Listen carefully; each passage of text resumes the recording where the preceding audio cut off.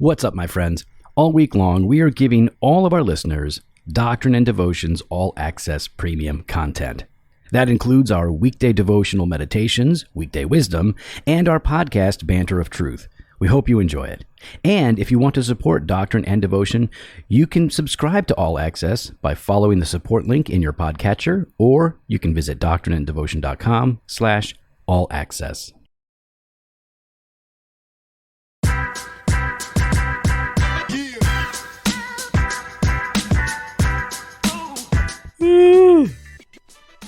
This is what happens. This is what happens when I actually get sleep. Oh yeah, you're good to go. But I'm tired. I don't know. So wait, when you sleep, you're tired. When I don't sleep, I'm also tired though. I don't know what that means. You yawning and stretching, baby. Get it out. Look at your tiny arms. I know. Look at a little T-Rex. Yeah. No. One night this week, I got literally 1 hour of sleep. Brutal. And last night, I got a good amount of sleep. I think I slept from like 11 to 5:30. That's pretty good. I went right to... I finally watched The Batman. Hey, what'd you think? I quite enjoyed it. Yeah, it's pretty good. I do like that it's nice and slow. Mm-hmm. Good methodical pace. Yep. I do like... I think you mentioned it, and I completely agree. Like the score throughout, like I think is fantastic. Yep. Cinematography. It's beautiful. Great. Yeah. Great. And I don't know, you tell me. It felt like it was done by Tim Burton and I'm trying to think of the other guy's name. Well, I'm already hard disagreeing with you on this, but go ahead. Oh, never mind that. I don't see any Tim Burton. I see Tim Burton. No. Very gothic, very dark, gray. Okay. Well, yeah, his films aren't grainy. And gothic, yeah, but his show is gothic. I just don't see. But gothic doesn't equal Tim Burton. No. But I do definitely see a lot of Tim Burton. No. Tim Burton? No. Tim Burton married. Nope. If Tim Burton, Christopher Nolan's left toe. No, I think I think that's it right there. No, that's what I'm seeing. I don't like this at all. No. I think this is not a hot take. I don't think you quite understand how this works. How does it work? You just don't get how it works. Oh, how it works. Yeah. It being anything? Business. Oh, business. The industry. Yeah. I did like it. I really liked that it's a young Batman, year 2, and he does not know how to be Bruce. He barely knows how to be Batman. He doesn't know how to be either yet. Yeah. He hasn't figured it out. So I actually really liked it. I get annoyed because, a lot of people are taking issue with when people take an issue with a movie because of what it isn't. Well, it's not this. Like, well, it's not supposed to be that. It is what it is. Why are you mad that it isn't something else? I see some people complaining about stuff like, Bruce Wayne's character wasn't developed as like Bruce Wayne. Like, yeah, it's not supposed to. No, it's not that. Snyder, that's who I'm thinking of. Yeah, I would say Snyder, Burton, and then you also have like the Batman, which I thought was kind of interesting. Well, it doesn't matter. Like how he was a bit uncontrolled in a way. Oh yeah, no, right? He was a bit uncontrolled, and yet in the Snyder version, you see him really kind of uncontrolled a little bit. Yeah. Well, he's young, he's hardened. Angry, he's going by the name Vengeance, essentially, right? He's not. And I think somebody else pointed this out, and we may have referenced it, but Batman is not trying to. He's not about the good of the city yet. He is just angry and full of vengeance. Yeah, and he's. So yeah, I liked a lot of it. And I've watched it twice. Oh, really? I saw it in the theater, and now I've seen it at home. Nice. Well, I enjoyed it. I enjoyed it. It's good stuff. It's I don't know what else is going on. It's funny because we reference things online here on the podcast, and then I'll get a direct message from somebody saying, "Hey, I started watching that show you referenced," and I'm like, Did we mention that? I don't remember mentioning that. Okay. I hope I was. Yeah. Okay. Freewheeling. And dealing. Yeah. Stealing. And revealing. Appealing. Concealing. Kneeling. just go through the alphabet. Yeah. Peeling. Apples. Man, we got an email here from somebody. We're gonna leave their name off. All right. It says, ending well. You want to read it? Sure. Hey, guys. Over the past 5 years, I've served as a youth and young adult pastor here in Canada. I know, Joe's favorite country. He spelled favorite wrong. First of all, he spelled it. Yeah. America. Recently, our church has been struggling with finances due to losing people during the pandemic lockdowns. We can understand that. Our economy crashing, etc. The solution they have decided to go with is to let me go and terminate the position of youth young adult pastor. This is obviously hard for many reasons, but especially hard because I've been asked to close out this ministry season with them. And I originally wasn't getting any severance due to, in my opinion, a loophole they found in my contract. I confronted them on it, and so they are now giving me severance. But if I'm honest, it is hard not to hold bitterness in my heart. So how do I end well while I work here for 2 more months? Would appreciate any advice you guys have to offer. Thank you for everything. He just thanked us for everything. Thank you for everything. Everything in his life. Everything. You're welcome. Because it's nice to be acknowledged for everything in your life. I know, exactly. It finally, someone acknowledges it. I mean, there's so many of you who have been listening to this podcast, and I don't hear from everybody. But you know what? You've had a lot of blessings in your life. And you can trace them back to us. Exactly. Everything. From the start of the podcast. Wait a minute. Does he mean everything we've done? Oh, thank you for it's probably everything that we have actually done. I wouldn't thank us for that. Yeah, because that's not all the best. So we totally get the situation, man. It stinks. I get it. Like, that's hard, man. Sometimes churches, listen. If you don't have the money, you can't pay the staff. You have to let people go. There's nothing you can do on that. That's life in a world where money is needed. So okay. I'm not, I don't know the situation, whether or not your position was the best one to cut, but that has to happen. So they decided to let you go, and but they were not going to give you severance. They were just going to send you on your way. And listen, this guy, I feel like this guy's pretty balanced and pretty honest, because even he says, he doesn't just say, hey, they were going to deny me severance because of a loophole. He even says, parenthetically, in my opinion. This is my opinion. So I feel like he's being pretty fair here in what he's showing us. He's not just dogging them. In fact, he's being at least equally hard on himself here. Yeah. With his own, concerns about how to process, how to work through it, Okay, so you say you confronted them and they're now giving you severance, but it's hard to not hold bitterness in your heart. How do I end well while I work here for 2 more months? I got thoughts. You got thoughts? Oh, I have thoughts. I have thoughts. Yeah, I mean, that's cruddy. It feels cruddy, right? Like, it's already awkward enough. You're losing your ministry position, right? Yep. You're being downsized, if you want to use that, right? Or for our European friends, you've been given your redundancy, right? You've been made redundant. And dang, that's harsher. Yeah. Ooh, I don't like that at all. You don't like that? Hey, redundant.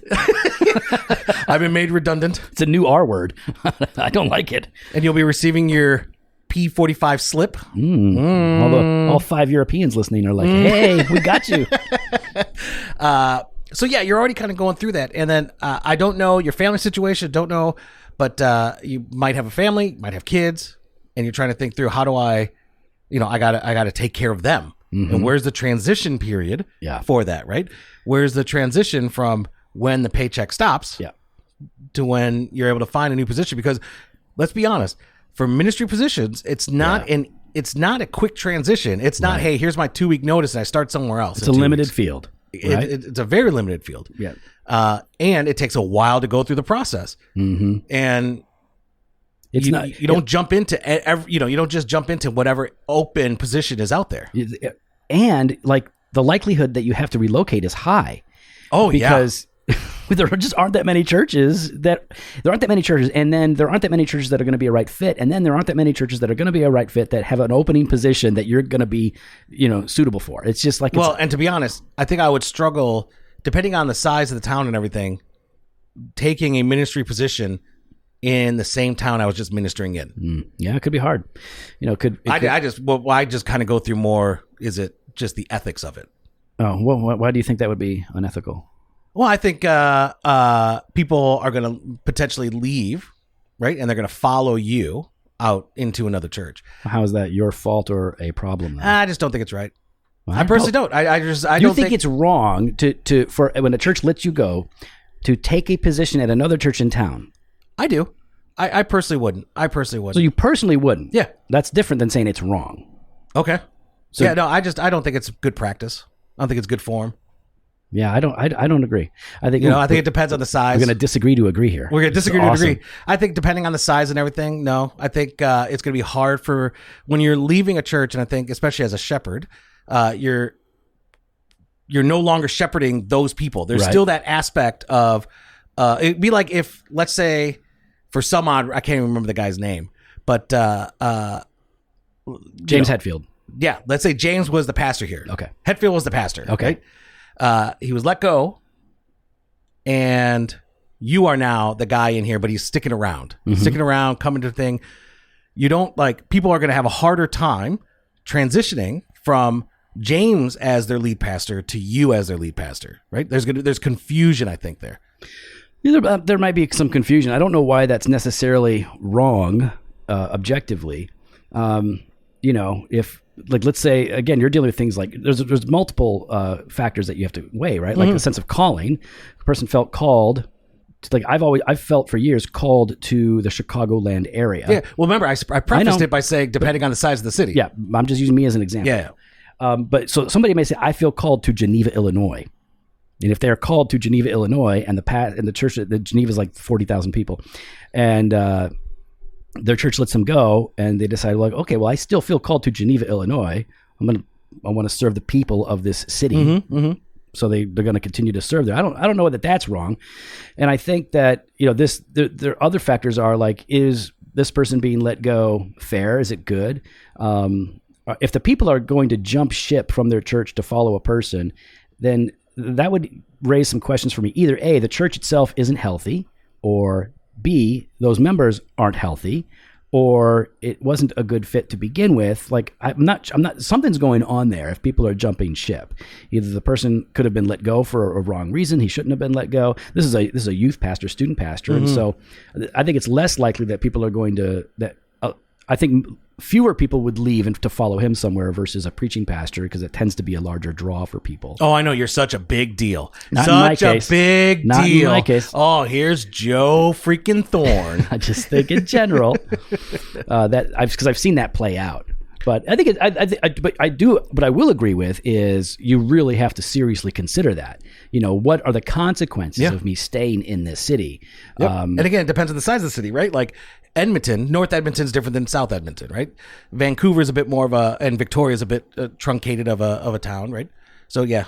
Yeah, so I don't know. I think you and James McDonald are basically, you want no compete clauses built into your contract. So when people are fired, they can't start a church in town. You and James McDonald. Nope. Okay, I'm just saying, I personally would not. Mark Driscoll. Yeah, personally you would not. That's fine. Right. I've said that. So you've changed your tune. No, I didn't. I've said that the whole time. No, you said initially it was wrong. Yeah, you said it was unethical. Yeah. I know. I said I questioned the ethics of it. Okay. I didn't say that. You questioned the ethics of it. But you have said it was wrong. I don't remember saying it was wrong. Yeah, you did. So if I said that, go ahead. So now you're wrong for you. I said, yeah, it's wrong for me and you. That's how we do it. Disagree to agree. I love it. All right. So one of the things that I would say is, okay, so yeah, totally get that you're going to feel them not offering severance, and if it's true that they're offering it now, but they weren't. That doesn't feel good. That's weird. No, that feels really, really weird. If we got to let somebody go because we can't sustain this, then I would want to do everything I can. I want to love you. I want to care for you. I want to help you in this transition time. I want to care for you and your family. You guys have served our people so well. Let me bless you as we're transitioning out. This is a horrible situation. I'm really sorry. Yep. But given the circumstances, we have to make this move, but we need to help you in that move as well. So one of our church plants just closed up, right? Yep. The second church plant that we sent a pastor and his team out to plant, Seth. I think they did beautiful gospel work. Yep. Faithful ministry for about 10 years. Yeah. In a rather transient area next to Northwestern in Evanston. Yeah, it's hard. And that's hard ground. They faithful gospel work. We saw conversions, baptisms, growth, maturity. They went through really hard times, good times, and then COVID happened and everything, and essentially their church shrunk down to such a size where it really would not be sustainable for very long. And then the rest of the people were letting them know, we're going to actually move. The core, the entire core, except for the leadership team, was like, we're going to leave Illinois. We're going to get out of here because it's just, and so after a lot of prayer, they decided, we think everything considered, we need to shut it down. Okay. And so the elders supported them in this decision. And so, they were looking at is there going to some sort of severance thing to allow the pastor? And we're like, absolutely. And I know the heart of the elders, and his, his potential elder candidates, his leadership team there, everybody was like, yeah, we want you to have as much severance as possible to transition out of this and into this new phase. Cause this whole world is about to change now in terms of what's going on. So the idea that you would not give severance until somebody asked for it is weird. So I can get, especially if you feel like they didn't want to give it to you, I can see why you might struggle with bitterness. So the question is, it's hard to not hold on to bitterness. How do I work here for 2 more months and do it well? One of the things that comes to my mind is love your people. Yeah. You're there for them. You're there for the sheep. Yeah. Okay. The sheep didn't do you dirty. If you were done dirty, at least initially, that was by leadership. It was by admin, whatever. So first and foremost, I would say, who are you called to serve? What are you called to do? Do that thing. And I think you can derive real joy from that. Like you want to pour yourself out for them for as long as you're there, just like Jesus did, right? You want to pour yourself out for them as long as you're there, give them everything you can. And I think if that's your focus, that'll be a help to avoiding bitterness. Do you have any thoughts on how to stay there for the remaining time without? All right. So I'm going to say this, okay, but I want to be able to clarify it. Okay. I will let you clarify it. Close your circle. I would say prayer circle. What kind of a circle are we talking about? Your intimate circle, right? So in that same way, I'm kind of saying, watch what you say and who you say it to, because you have every right to process what you're feeling right now. Yep. But you don't have a right to proclaim that to everybody. So close your circle. Those that you know that you could trust, that are trustworthy, that you could confide in, that that'll help you process, will be honest with you, will be direct with you, will be loving to you, and will be an ear. Those are the people that you confide in. Yeah. Because there's a lot of hurt feelings that are going through it, right? There's going to be a lot of like pain to work through. There's a lot of confusion in the midst of it. And even as you're saying, there's a lot of hurt and bitterness. Yeah. You got to be able to process that with somebody, not everybody. Yeah. I mean, it sounds like part of what you're saying there is don't do damage on your way out, right? Correct. Don't listen, you are leaving. You have to leave. This is a done deal. So you want to leave that church in as good a shape as you possibly can for the sake of the people. So again, some situations require us to go to the congregation and say, this evil thing has happened. Yes. This does not sound like that to me. It sounds at least like a misstep on their part. Oh, absolutely. And it's a big misstep. At worst, they were sinning and not taking care of you, but they are now ours. So maybe there's repentance there. I don't know all the details, but this would not move me to go, church wide and start Julie Roying. No, I would not. And I mean, you got to think over the past 5 years that, you've loved the church. You've been part of the leadership. You've gotten along with the leadership. And at best case scenario, it was like Joe said, a misstep. They weren't even thinking, I don't even know the size of your church. Maybe it's a smaller size church and they never had to go through this. Yeah. They've never, how do we go through this? They don't know. How do we know what to do, to close out, I guess, someone's employment, right? Yeah. Listen, it's a messy, complicated thing, and we just make mistakes. People just do handle things wrong. I do. So then, don't let the last or what just happened here define your time at this church. Yeah. Really, that's good. Embrace and reflect upon all that God has done in you and through you at that church. How that church has blessed you, how you've blessed that church, how they've encouraged you, how you've encouraged that church, how you've seen God work and move in the lives of the youth and young adults. So take that time then, and focus on that. Don't let that be your legacy. Don't let this issue of severance define you, and define your time there. Like not just your time there, but then even as you go on to somewhere else, don't let that also be in the back of your mind. Am I going to get hoodwinked over here? Right. You know? Right. Yeah. Yeah. Because it's easy to take an offense and then to carry it with you. And that's just like bitterness is just a poison, man. It's not good. It leads to cynicism, which is not cool. Like it's not healthy. So, I think you're in a good place to say, hey man, I want to guard this. I want to guard my heart. That's really, really good. And in a sense, like, you know, a lot of it comes down to forgiveness. Yeah. You know, like, are you able to forgive those brothers? You know, are you able to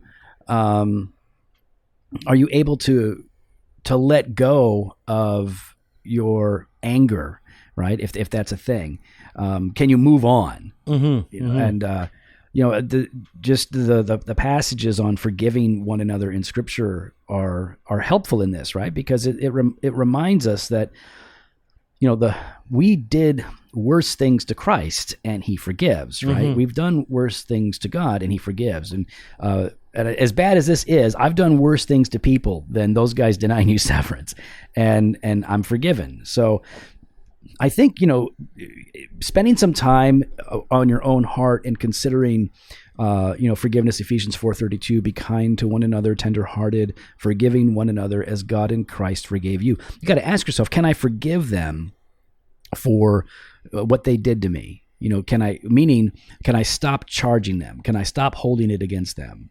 You know, it's, can you move on in that sense? Because if not, then you are going to wind up carrying it. There's be a goldfish. Oh yeah, Ted Lasso. Yeah, you like that? 5-second memory. Yeah. That's good. I like that. Yeah, that's good. I mean, you know, obviously now just break down, but yeah. Oh yeah, thanks. Thanks. I'm saying, like, you know, be a goldfish. Be a goldfish. Just swim in your own poop. That's just kind of gross. I don't want to do that. You live that. No, I don't. In your car. Okay, there's some truth there. There's a lot of. My car is a mess. My gosh, my car. It's all banged up on the left side there. Yeah, got the that's scratch. How I bought it. Yeah. No. Yeah. That wasn't there. Yeah. That yellow was not there. Where is that? On the left front side. But I took photos. I got to post them. Left side, and then even now your bumper. Yeah, it's not the bumper, but yeah, this thing underneath the bumper. Yeah, that I had that hanging on with some zip ties. I got some black zip ties from O'Reilly's Auto Parts. So I got, but apparently they broke, and so that thing's hanging down. Yeah, I don't know what that is. I haven't hit anything, so somebody could have hit me. But it's yellow, so I don't know what someone could have hit. Oh, I thought you meant the thing underneath. No, that was me. Who hit you for the bottom? Yeah. I don't know what that would be me hitting a curb. That's what that is. I don't know. You hit the curve over at Levita? No, I don't go to Levita. It's very rare that I'm over there. Oh, I didn't know if you went and got cigars. No, I rarely go over there. Super, super rare. But I do go to Binny's. Ah, yes, nice. And I did go out to Elmhurst the other day to go to this old cigar shop. I took a picture of the place. Small selection, cool guy, tiny little lounge, but it's an old school front shop on the street. Like it's not in a strip mall. It's like downtown. Yeah, it's pretty cool. Really cool guy. Liked it a lot. I forget what it's called. But if you're in Elmhurst, Elmhurst, like they have like a downtown. I think it's on Front Street or something, like Geneva downtown. Oh, okay. Lots of shops, restaurants. They got like the fast foody kind of stuff, like BW3, which isn't fast food, but BW3, Subway. But then they have like some cocktail bars and other things, and confectionaries and shops. It's pretty cool. Be a good date day for you and me. What are you doing? You're counting. BW3. What is that?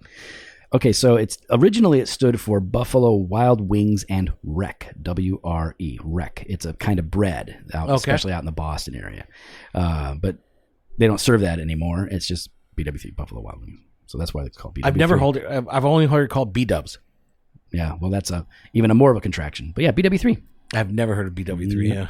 Let's make sure we show it to you here. Okay, I know. I mean, if you're right, you're right. BW3. Yeah, but I want you to know that I'm right. No, I'm moving on. BW3. So I think as you're learning here, Buffalo Wild Wings. That's what it goes straight to. Yeah, I don't think so. So I think founded in 1982 in Columbus, Ohio. Oh, maybe it's an Ohio thing. Maybe it must just only be that. Wild Wings Wreck. Look at you. Look at you. Yeah, look at that. Yeah. Nah, you don't even have it. I can tell. I can see it in your eyes. You don't even have it. I do. It's okay. So as you're extending that forgiveness and modeling that, you're being an example to the congregation. That's really important, right? How you handle your exit is going to leave an impact. Yeah. Yeah. How people remember you. If they remember you as bitter and upset and I mean, it's going to leave in some ways, it might even leave a bad taste. Like, wow, we've had 5 good years and yet they're leaving, not under the best circumstances, but it's like they don't even care what we've done together over the last 5 years.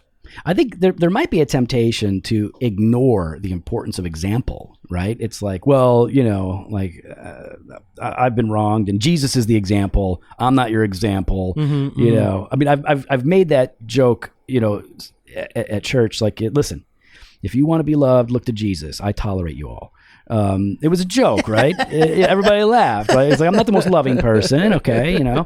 But honestly, like, the importance of the example is demonstrated throughout Scripture.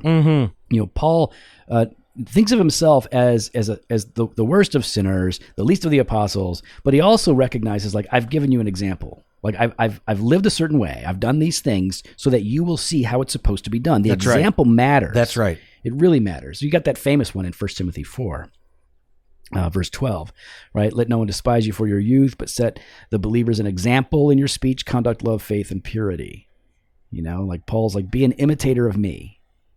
Like, that's, I would be uncomfortable saying that, be an imitator of me. But hopefully there are areas of my life or things that I have done when I can tell somebody that I am mentoring or leading, like, hey, listen, in this area, I've left an example of how you can do this. And it's not that I am the answer or the solution, but by God's grace, I was able to handle the situation in this way. So you can see in me, in a practical sense, an example. And it's not always, and it shouldn't even often be you as the example that you point to. Your life is your example. You don't need to point it out all the time. But you do point out examples in other people. I think that's a really good habit to do. Yep. So what are some things that he should be doing, like, as an example? Like, he's gonna end well, wants to get out of there and move on to the next thing. What are a few things that he should keep in mind regarding his example to the congregation? Well, I think one, really highlight all that God has done over the past 5 years. Yeah. Publicly, verbally. Celebrate that. Celebrate what God has done. And how the leadership has messed it all up. No. Leave that out. Okay. Leave that out. Celebrate that. I would even say publicly affirm the joy that you've had and the experiences you've had over the past 5 years. Yeah, the growth you've experienced. Right? Like, share that. Like, when I transitioned out of my last church, and it wasn't under the best circumstances, I didn't feel like, but I felt the need that, hey, this has to be transitioned, and it's, best for me, it's best for the church. And I didn't go around and spill the beans on the circumstances behind it and how I felt sort of, I mean, I don't know if railroad is the right, the right word for it. But I would go around and share how much of a blessing the church had been to me. Yeah. That I came in really hurt and beat down from a previous pastor. I felt down and out, and I felt that the ministry season was coming to an end, and there was no point in trying to move forward in that. But the loving people of the church, the leadership of the church, took me in. They cared for me. They loved me. And they really helped me find the calling upon my life. I think another thing to add to the way of, like, leaving an example as you're going out is to be hopeful. Like leave like an example of hope for them, optimism for them, not blind, superficial sort of optimism, but like Jimmy said, if you're showing them, hey, this is what God did, and I'm so grateful to have been a part of this, to be a part of your lives. Here's what I've seen. Here's how I've grown. What a blessing to be here. And I'm not going to be here any longer, but you guys are, and God is going to continue to work, right? To like be optimistic and hopeful about what's next for them, because some of them are going to be like, we have to fire one of our staff members. This can be very discouraging. Yeah. We're going to have to make a change here. Like, what's going to happen now? And some people are going to be fearful about the future. Like, oh my goodness, what's next? Are we going to have to fire somebody else? Are we going to continue to shrink? But if you can highlight, God's promises, the health that you do see. Yeah. If you can go out optimistically, and hopefully, be hopeful for yourself and your future, hopeful for them, that's going to, I think, leave a good mark, right? It's instead of going out like, we're just kind of going out into the unknown. We don't know what's next. And that's fair to say. But even if that's what you're going to say, you can say, but I know this, God has a plan and it's going to be good. Like, his plan is always good. And I'm looking forward to what's next. But if you can leverage the hope aspect for them, I think that would be good. Like, yeah, I like that. Hope for yourself, but then also hope for the church. That's what I just been talking about. No, but I mean, like, in the sense, sorry, I want to put it more fine, because I think, sorry, I'm trying to word it because I was talking about hope for him, but also hope for the church. Yeah, correct. Hope for the church, and even, I don't want to use the word praise, but like this understanding of, like you mentioned, like it's a hard decision to make, but God is leading. God is leading the leadership, and what He has next. Even, unfortunately, it's not us together, right? But we're still connected in some way in the hope that we both have to proclaim the gospel to the community. Yeah, it's like if we're not together, we're still together, right? Like we're not in the same church, but we're still on the same mission. Right? Exactly. We're still linked up and moving forward. I think that's a good word too.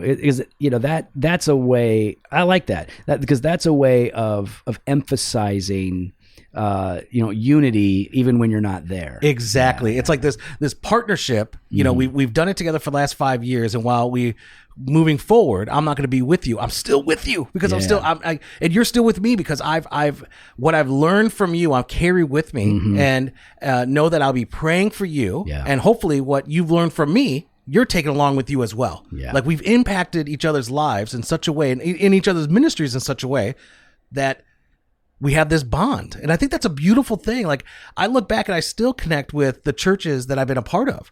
I still connect with the leadership. I still connect with people. I see you talking to them. They're like, I just got this message. Because I love them and they love me. And even though we're not together ministering, we're still ministering together. Yeah. It's like if you would have left maybe how, and I don't know if this is true, but if you would have left how you might have wanted to, or if you would have left it like, middle finger in the air, Kid Rock. If you would have left Kid Rock style. No. I mean, listen, I got this saying, man, I will burn the house to catch the mouse. Yeah. I am that individual, right?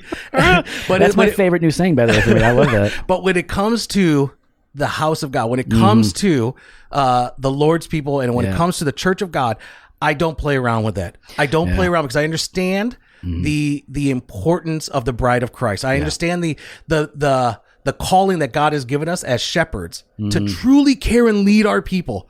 And that means being an example, even when we've been hurt, even when we've gone through that pain, or we've been unjustly, whatever you want to say, right? Treated unjustly. How we go about it. Now, that doesn't mean I cover up. Doesn't mean if there's some, sexual or physical or emotional or spiritual abuse, that doesn't mean we just sit aside and go, no, well, we just let it happen. That's not what I'm getting at. But I think it's really, really key on how we lead as people. Yeah, I think that's good. And I think that, listen, man, I don't know what's next for you. You might not know what's next for you, but you have, I think you based on this email, I think you have a good heart, a good perspective, man.